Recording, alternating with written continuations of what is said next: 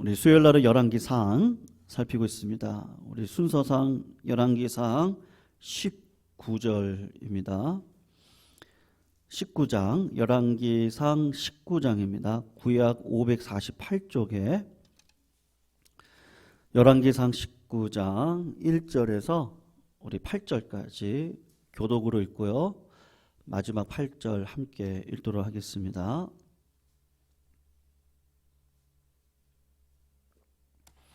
19장 1절 제가 먼저 읽겠습니다.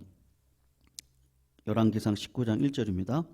아합이 엘리야가 행한 모든 일과 그가 어떻게 모든 선지자를 칼로 죽였는지를 이세벨에게 말하니 이세벨이 사신을 엘리야에게 보내어 이르되 내가 내일 이맘때에는 반드시 내 생명을 저 사람들 중 한 사람의 생명과 하리라. 그렇게 하지 아니하면 신들이 내게 벌 위에 벌을 내림이 마땅하니라 한지라.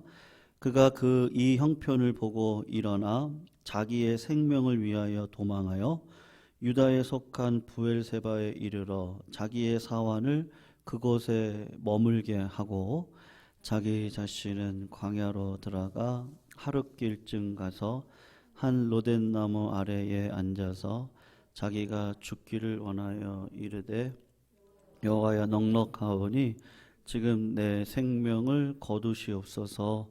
나는 내 조상들보다 낫지 못하니이다 하고 로뎀나무 아래에 누워 자더니 천사가 그를 어루만지며 그에게 이르되 일어나서 먹으라 하는지라. 본즉 머리맡에 숯불에 구운 떡과 한 병 물이 있더라. 이에 먹고 마시고 다시 누웠더니 여호와의 천사가 또다시 와서 어루만지며 이르되 일어나 먹어라. 내가 갈 길을 다 가지 못할까 하노라 하는지라. 이에 일어나 먹고 마시고 그 음식물의 힘을 의지하여 40주 40야를 가서 하나님의 산 호렙에 이르니라. 아멘. 여러분, 이 땅에 아무리 큰 일을 행하신 분들이라고 할지라도 우리가 꼭 잊지 마셔야 되는 것은 그 다 인생이라고 하는 것입니다. 사람은 진짜 막대기와 같습니다. 그래서 우리 하나님 말씀하신 것처럼 사람으로 인생 채찍 그리고 사람 막대기로 치면 정말 사람은 그냥 부러져 버릴 인생이죠. 그리고 앞날을 절대로 알지 못하게 하나님이 우리를 이끌어 가십니다. 무당이 70%를 마치던 그분이 100%를 마치던 귀신을 힘입고 있는 것이니까 인생의 될 일을 안다 할지라도 그게 진정한 인생을 아는 길이냐면 절대 그렇지 않습니다. 우리가 우리 인생을 알면 우리가 그것을 충분히 준비하고 대비하고 갈 것 같지만 세상 사람들도 알거든요. 이건 운이라고 할 수 있고 운명인가? 이렇게 얘기할 수밖에 없는, 내 노력과 상관없이 때로는 내 노력보다 10배, 20배, 100배의 은혜를 주실 때 그냥 고백은 운이 좋아서 그런 거죠. 내가 노력하고 내가 물론 노력이 있습니다만 그거에 상응하는 결과를 얻을 수 있을까? 그러면 절대 우리는 그렇지 않습니다. 그래서 예수님을 믿지 않는 분들도 팔자란 얘기를 자주 하고 운이란 이야기를 할 수밖에 없는 것이죠. 여러분, 영적으로 엘리야가 큰 승리를 했거든요. 그런데 오늘 엘리야의 모습을 보면 탈진하고 그리고 낙심에 빠져 있는 모습을 보게 됩니다. 가수나 연예인들이 사람이 그런데요. 그 영광을 누가 다 받은 거예요? 가수나 연예인들이요? 본인이 받은 거예요. 근데 그 사람의 영광을 본인이 담아낼 수 있습니까? 사람은 절대로 사람의 영광을 받아낼 수 있는 그릇이 절대 안 됩니다. 그러니까 어떤 마음이 들어가요? 호텔에 들어가면 허무합니다. 이 마약하고 같아서 그 영광을 담아낼 수 없는데 마치 내가 신인 것처럼 이렇게 하다가 결국 혼자 돌아와 호텔 방에 혼자 이렇게 있으면 그 허무함이 너무 큰 거죠. 그래서 어떻게 하죠? 그 허물을 채우려고 또 다른 허물을 따라가고 있는 인생이 우리 인생입니다. 예수를 믿으면 괜찮을까요? 어떠세요? 예수 믿으면 괜찮습니까? 우리가 우리의 마음을 잘 관리하지 않으면 이 마귀는 항상 틈을 보죠. 틈을 항상 봅니다. 항상 그 틈을 보고 허점이 생기면 그 틈을 비집고 와서 누가 왕이 되라고 하냐? 내가 왕이 되라고 자꾸 그렇게 얘기를 하는 거예요. 네가 왕이야. 네가 왕이야. 그런데 그 마귀의 유혹 가운데 빠져버리면 어떻게 되는 거예요?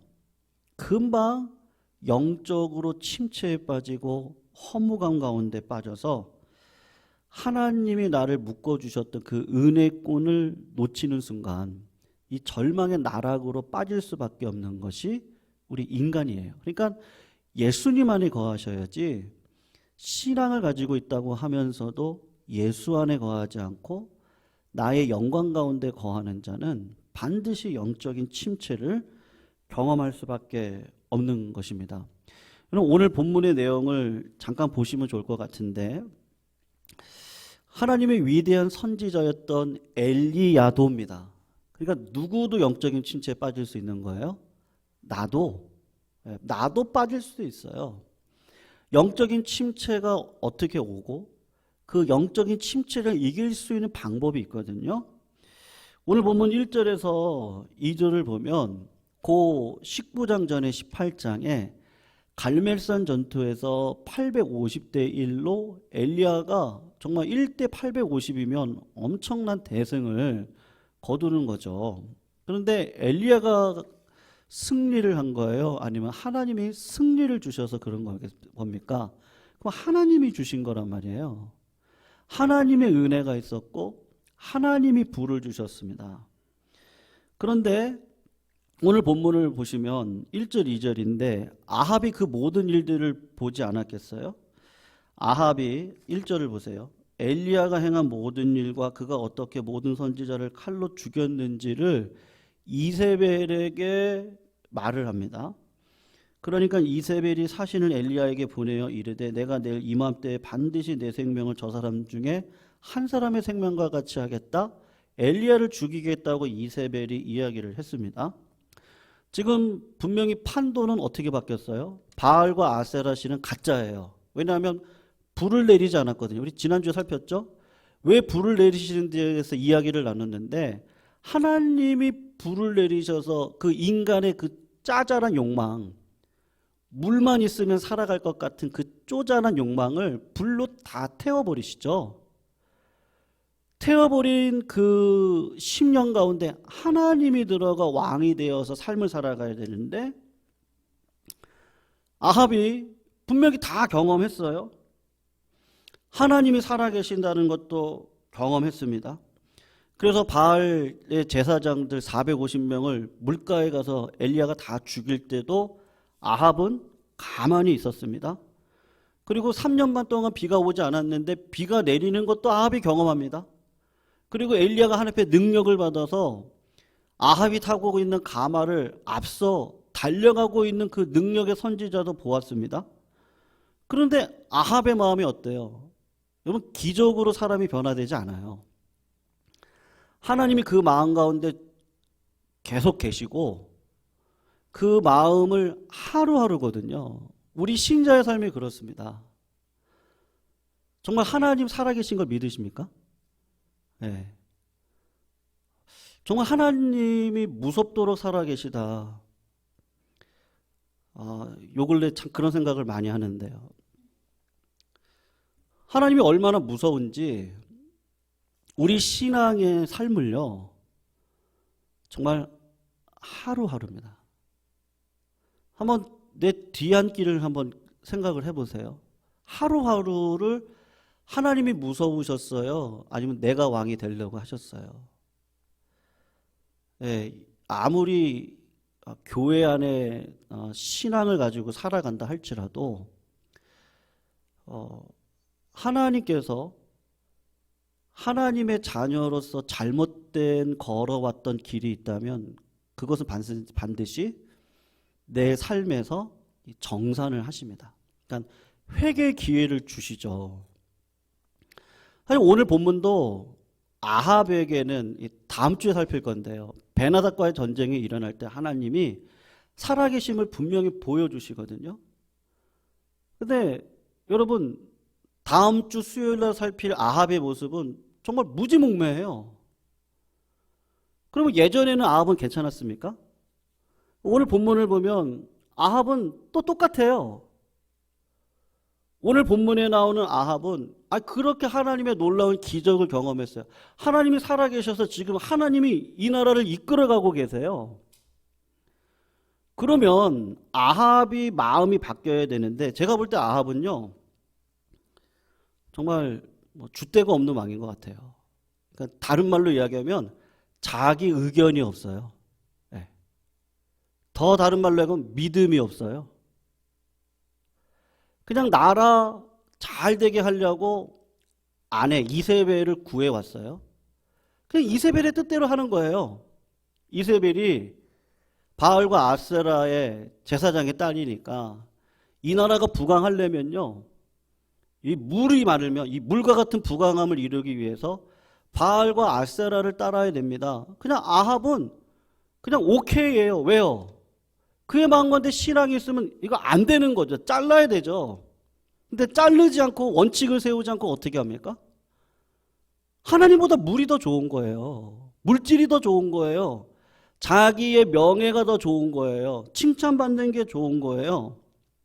그러니까 마음의 변화가 없고 오늘 본문에 그냥 지나갈 수 있는 본문인데 자기 아내 이세벨에게 다 보고를 하고 부인의 반응을 기다려요. 그러니까 아합은 상당히 의존적인 사람입니다. 누구한테요? 이세벨에게 의존적인 사람인 것 같은데 사실은 그 마음 가운데 물질을 의존하고 살아가고 있는 거예요. 그러니까 뭐 이래도 좋고 저래도 좋은 거예요. 여러분, 이세벨이 남편 아합의 이야기를 듣고 내가 내일 이맘때에 엘리야 너를 반드시 저 죽어간 사람들의 생명과 똑같이 되게 할 것이다. 그렇게 이야기를 했을 때 엘리야의 반응이 이제 나오는데 한번 3절 4절 한번 다시 한번 읽어볼까요? 3절 4절을 한번 다시 한번 읽어봅니다. 시작. 그가 이 형편을 보고 일어나 자기의 생명을 위하여 유다에 속한 브엘세바에 자기의 사환을 그곳에 머물게 하고 자기 자신은 광야로 들어가 하룻길쯤 가서 한 로뎀나무 아래에 앉아서 자기가 죽기를 원하여 이르되 여호와여 넉넉하오니 지금 내 생명을 거두시옵소서. 나는 내 조상들보다 낫지 못하나이다. 3절에 그가 그 형편을 보고 일어나 자기 생명을 위하여 도망했다. 이걸 쉬운 성경으로 보면 엘리야가 두려워서 급히 일어나 자기 목숨을 살리려고 도망했다. 그렇게 이야기를 하고 있습니다. 바로 하루 전만 해도 승리자였습니다. 그리고 850명의 이방 선지자를 죽였던 자입니다.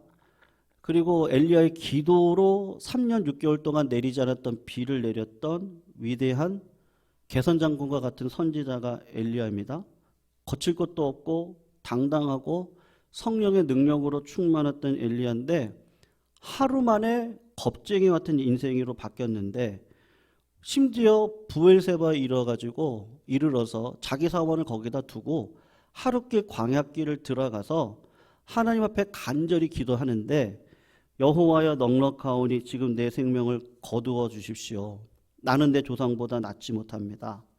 엘리야는 지금 죽고 싶고 하나님의 사역을 감당할 수 없다. 그런 영적인 슬럼프, 낙심 가운데 빠져있는 모습을 보게 됩니다. 여러분, 우리가 영적인 침체에 빠질 때는 꼭 두 가지 이유가 있습니다. 뭐죠? 하나님을 보시면 돼요. 문제보다 뭐가 더 커요? 하나님이 크세요. 상황보다 하나님이 더 크세요.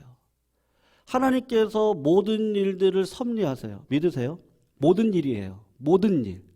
좋은 일이든 나쁜 일이든 하나님은 섭리하셔서 하나님의 선하신 뜻을 이루어 가세요. 그러니까 하나님 바라보면 됩니다.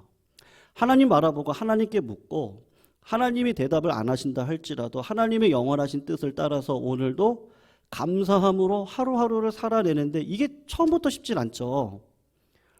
우리가 인생을 살아보고 난 다음에 인생은 이런 거야. 우리 어르신들이 그렇게 이야기를 합니다. 그러니까 백발의 영광이 있습니다. 신앙도 그렇습니다. 신앙도 영적인 백발의 영광을 갖고 살아가도록 하나님이 우리의 삶의 과정을 인도해 가십니다. 처음에는 탕자를 욕했어요. 아니 어떻게 저런 놈이 있나? 아버지의 재산을 달라 그래가지고 빼앗아서 해외에 나가가지고 허랑방탕하게 살고 세상 사람들에게 그 돈 다 빼앗기고 이제 유대인들이 먹기 싫어하는 돼지 지엄을 열매 먹으면서 아버지께로 가야겠다. 종으로 쓰임 받아야겠다. 아 저런 불효한 놈이 있나? 우리가 자꾸 그렇게 생각을 합니다. 근데 여러분 탕자도 문제인데 누구도 문제예요. 첫째 형도 문제예요. 첫째 형은 판단하고 비판하고 자기 동생이 들어왔으면 받아줘야 되는데 형 때문에 잔치가 일어나지 않아요.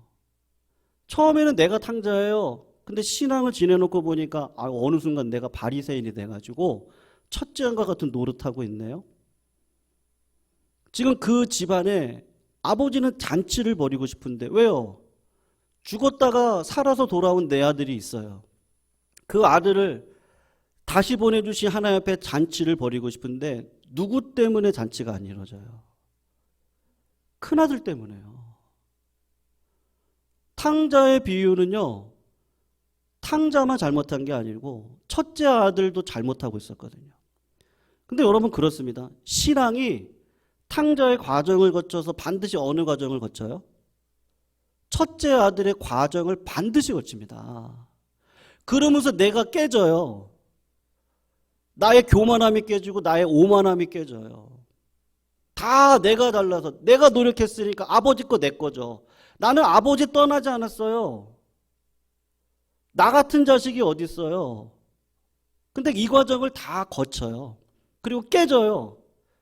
내가 잘나서 된 게 아니구나. 그것을 알아 그리고 잔치를 베풀 수 있도록 모든 게 하나님의 섭리 가운데 있다는 걸 알거든요. 여러분 탕자에서 첫째 형을 거치지 않고 넘어가는 신앙이 있습니까? 내 삶을 보시면 알아요. 하나님의 받은 은혜 구원이 너무 감사했는데 어느 순간 이 신앙의 익숙함 속에서 판단하고 있는 내 모습을 발견합니다. 그리고 깨닫게 되는 게 뭐죠? 내가 죽을 놈이구나. 교회 안에 양과 염소가 있다는데 저 사람은 염소에 그랬는데 알고 봤더니 내가 더 큰 염소였어요. 하나님이 그런 신앙의 과정을 다 거쳐서 은혜의 사람으로 인도해 가시죠. 그래서 결국은 이 나이와 상관없는 것 같아요. 하나님과 씨름한 것만큼이더라고요. 하나님과 대화를 나눈 것만큼이고 하루하루입니다. 진짜 하루하루를 하나님의 은혜 속에 하나님의 섭리를 따라 내 생각과 하나님의 생각이 완전히 다른데 여러분 엘리야가 여기서 하고 싶은 게 자기 기대가 있었던 거예요. 자기는 맏형이었어요. 나는 어떻게 보면 저 탕자와 같은 사람이 아니에요. 다 도망갔어요. 나만 혼자 남았어요. 나같이 열심히 한 사람이 없어요. 내 열심이 특심이에요. 나같이 아버지 옆에서 잘 섬겼던 사람이 없었어요. 제가 오늘 본문을 보면서 엘리야는 첫째 형이다. 여러분 이스라엘 백성과 아합 왕이 하나님의 능력과 기적을 경험했어요. 그러면 엘리야의 마음 가운데 무슨 마음이 있어요? 바뀌겠구나. 이런 은혜를 경험했는데 저 사람들이 바뀌겠구나. 하나님의 살아계신 능력이 불로 제단에 임합니다. 심지어 물에 푹 적셔졌던 번제물도 태우고 나무와 돌과 흙을 다 태우고 도랑에 있는 물까지 다 태워요. 그거를 바라봤던 이스라엘 백성들의 마음이 어떻겠습니까? 엘리야 명대로 450명의 바알 선지자가 다 죽임을 당해요. 왕도 어떻게 할 수 없었어요. 그걸 바라봤던 이스라엘 백성들의 마음이 어떻겠습니까? 그렇게 기다렸던 비가요, 3년 6개월 동안 내리지 않은 큰 비가 이제 막 내리는 것을 보았습니다. 온 나라가 축제해요. 그리고 내 눈앞에 바알과 아세라의 선지자가 다 죽어나가요. 엘리야의 마음 가운데 기대가 있겠죠. 바뀔 거야. 좋아질 거야. 그런데 예상과 달리 어떻게 합니까? 아합은 너무 무기력한 사람이었어요. 의존적인 사람이고 줏대가 없고 믿음이 없고 이미 그의 평생의 물질의 노예가 돼서 아내 이세벨이 하는 말을 들으면 나라가 부강하고 자기가 잘 먹고 잘 사니까 그냥 그거에 만족해서 왔던 사람이었어요. 그러니까 하나님이 은혜를 주시는데도 어떻게 하죠? 내가 살아왔던 삶이 그 삶이니까 아합이 바뀌지가 않는 거예요. 엘리야는요, 이 정도 은혜가 내려지면, 불같은 은혜가 내려지면 바뀌겠지. 근데 자기가 예상한 대로 되지가 않는 거죠. 여러분, 우리가 신앙생활 하면서 첫째형과 같은 경험을 하게 됩니다. 네. 내가 더 열심히 기도한 것 같아요. 그리고 내가 더 봉사하고 내가 더 헌신한 것 같아요. 근데 하나님의 사랑은 자꾸 둘째 아들에게 가는 것 같거든요. 결과가 신통치 않을 때가 있습니다. 신앙생활 처음 할 때는 이게 대부분 다 겪는 것들인데요. 11조를 하면 하나님이 참 저희 청년 때도 그랬거든요. 청년들 동생들하고 이제 신앙 얘기하고 11조에 대한 이야기도 하고 이상하게 그때는 11조를 하면 하나님이 진짜 막 2배, 3배 갚아주시는 거를 막 그때 경험을 하니까 이 친구들이 그런 신앙의 고백을 합니다. 근데 신앙이 이제 자라나서 결혼도 하고 여러 가지 일들을 진행하다 보면 하나님이 그렇게 바로바로 역사하시지 않는 것들을 경험을 합니다. 구원받고 세례받아 출애굽하면 홍해의 기적은 경험하는데 어디로 가요? 우리가요. 다 광야로 들어가는 거예요. 광야로 들어가서 내 뜻대로 안 되는 것들을 하나님이 자꾸 경험하게 하시고 뭐로만 살게 하시죠? 믿음으로만 살게 하는데 하늘에서 떨어지는 만나만 먹고 살아야 되고 하나님이 물길을 열어주실 그때만 그 물을 먹고 살아야 되는 신앙의 경험을 40년 동안 하도록 우리의 평생을 이끌어 가십니다. 거기에 우리의 열심이 들어갈 수 있습니까? 우리의 헌신이 들어갈 수 있습니까? 엘리야는 자기의 헌신을 이야기를 했어요. 하나님, 제가 3년 6개월 동안 이렇게 참고 하나님 말씀에 순종하고 하나님이 하라고 하는 거룩한 전투를 해서 이렇게 승리를 했다면 하나님 열매를 주셔야죠. 근데 또 뭐예요? 또 광야예요. 광야의 훈련장에서 우리는 절망을 경험하게 됩니다. 성도님들, 광야의 훈련장에서 절망을 경험하고 있는 건 정말 확신컨대 축복입니다. 아멘이십니까? 저는 정말 확신컨대 그것이 축복입니다.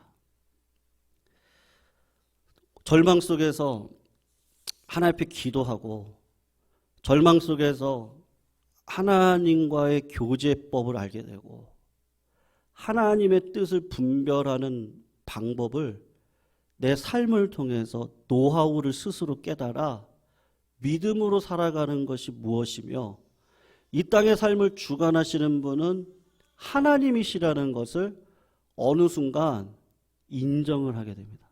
아, 이게 내 뜻대로 되는 게 아니구나. 하나님의 섭리 가운데 하나님이 끌어가고 계시는 그 하나님의 선하심과 인자하심이 있구나. 그것을 깨닫도록 하십니다. 여러분, 절망하는 이유는 딱 하나인데요. 결과에 승복하지 못할 뿐만 아니라 여전히 누가 살아있는 거죠? 내 자신이 살아있기 때문에 그렇습니다. 하나님의 손에 붙들려 사용이 될 때 우리가 자꾸 착각을 합니다. 내가 마치 하나님인 것 같고 하나님이 내 자신인 것 같기도 합니다. 엘리야가 하나님을 바라볼 때 아합도 무섭지 않았습니다. 엘리야도 무섭지 않았습니다. 이스라엘 백성들도 무섭지 않았고 바알 선지자도 무섭지 않았습니다. 그런데 참 신기하게도 자기 자신을 바라보기 시작하면 이상하게 무서워집니다. 왜 무서워지죠? 나를 바라보면 도대체 뭐가 있어요? 네. nothing이에요. nothing. 내 안에 도대체 뭐가 있어요? 명목상 우리가 의인이죠. 예수님이 옷 입혀주지 않았었으면 우리는 의인이 절대 될 수 없습니다. 근데 큰형이었던 탕자의 큰형은 자꾸 누구를 바라봐요? 자꾸 자기를 바라보죠.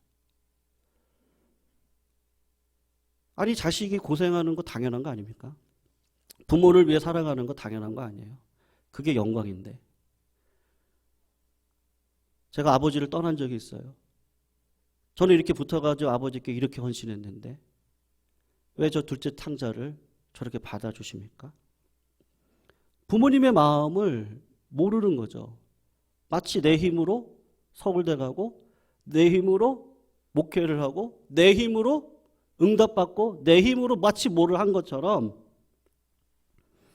자꾸 마귀의 시험이 자꾸 우리들 앞에 100% 시험으로 오는 거는 자꾸 나를 보고 네가 잘해서.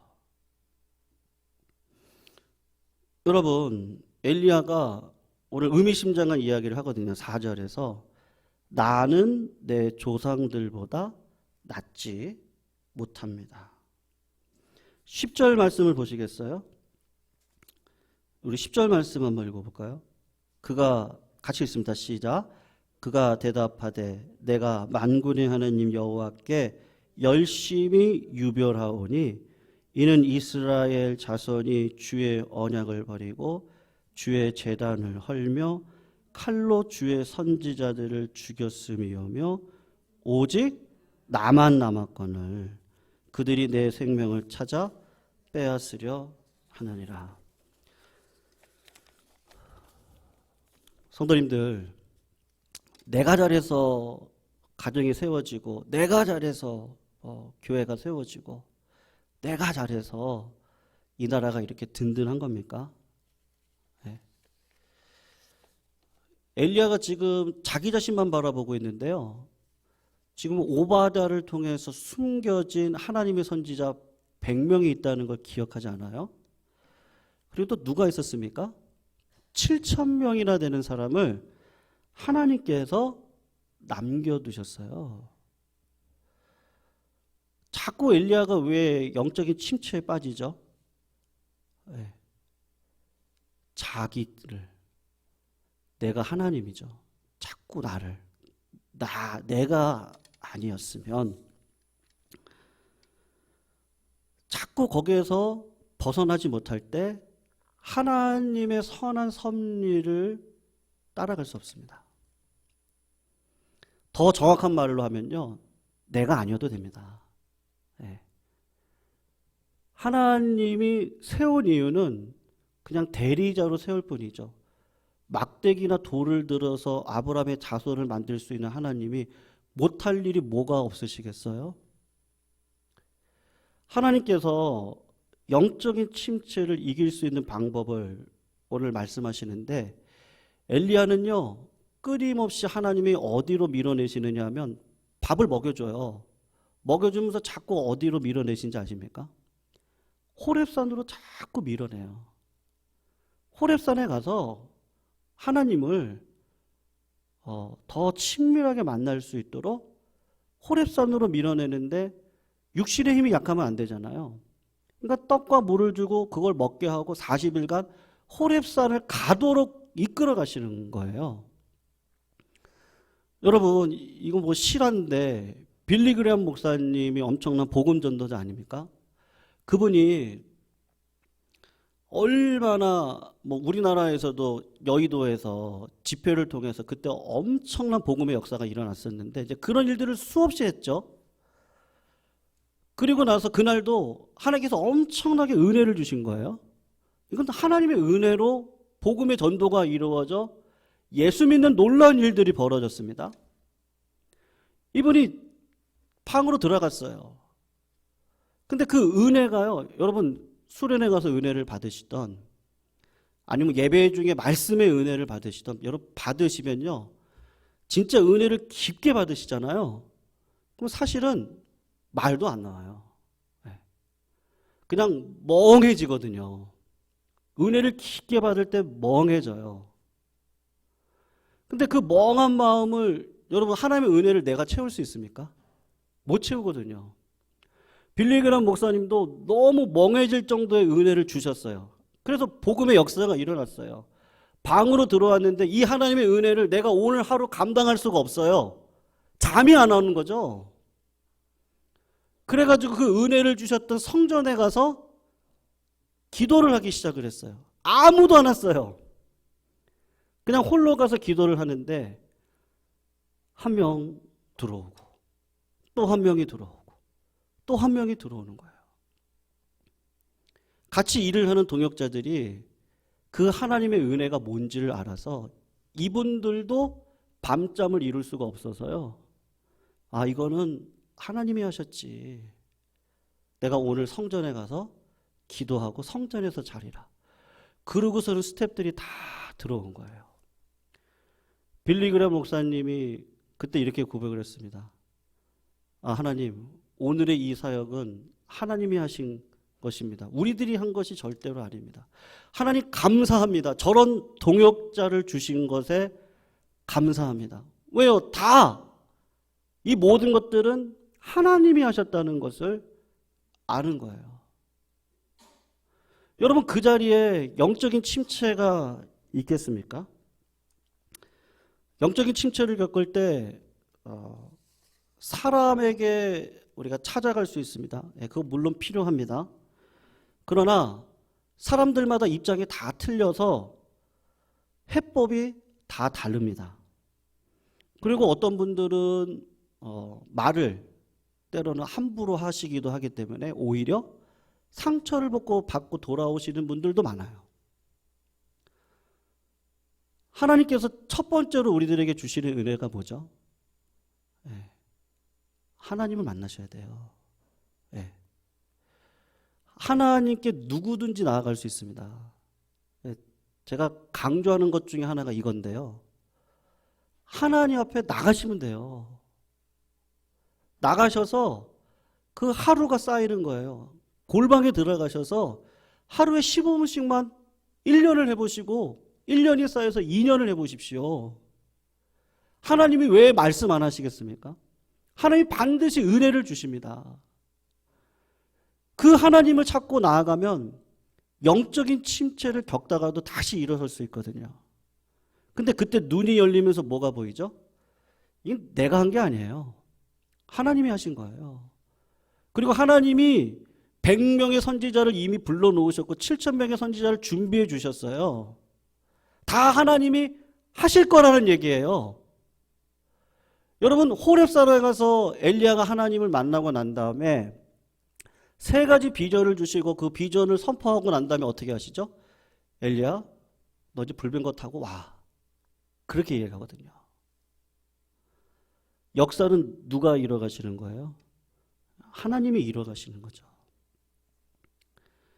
엘리야가 오늘 영적인 거장임에도 불구하고 영적인 침체에 빠질 수밖에 없었던 이유, 인생의 문제를 내가 혼자 할 수 있다고 생각했던 거. 여러분이 혼자 할 수 없습니다. 동역을 하셔야 됩니다. 동역을 하려면요, 같은 마음을 품으셔야 됩니다. 한 성령 안에 하나님께서 주시는 동일한 신앙 고백 속에서 삶을 살아가셔야 되는데, 빌리그람의 동료들이 갖고 있던 마음이 뭐예요? 하나님이 하시는 거죠. 오늘의 이 영광스러운 사역도 하나님이 하셨어요. 그래서 다윗의 고백과 같이 여호와의 선하심과 인자하심이 정녕 나를 따르리니 내가 여호와의 집에 영원히 거하겠습니다. 그 빌리그램과 그 모든 스태프들이 밤잠을 이루지 못해 성전으로 다시 돌아와 하나님 앞에 영광을 올려드리는 그 모습 속에 그분의 사역은요, 하나님이 이끌어 가셨던 것이죠. 사랑하는 성도님들, 우리가 영적 슬럼프에 빠질 수 있습니다. 침체 가운데 있을 수 있습니다. 그럴 때마다 첫 번째로는요, 늘 기도의 자리를 놓치지 않기를 정말 주의 이름으로 축원하고 부탁드립니다. 그 자리 가운데 하나님의 세미한 음성을 들으시고, 하나님이 영권 주시면 인권 주시고, 인권 주시면 물권 주시고, 물권 주시면 뭐도 주세요? 유권도 주세요.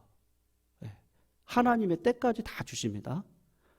그 은혜를 경험하고 살아가는 이 믿음의 길, 오늘도 주 날개 밑 아래 평안함을 누리실 수 있는 우리 성도님들이 다 되시기를 부탁드리겠습니다.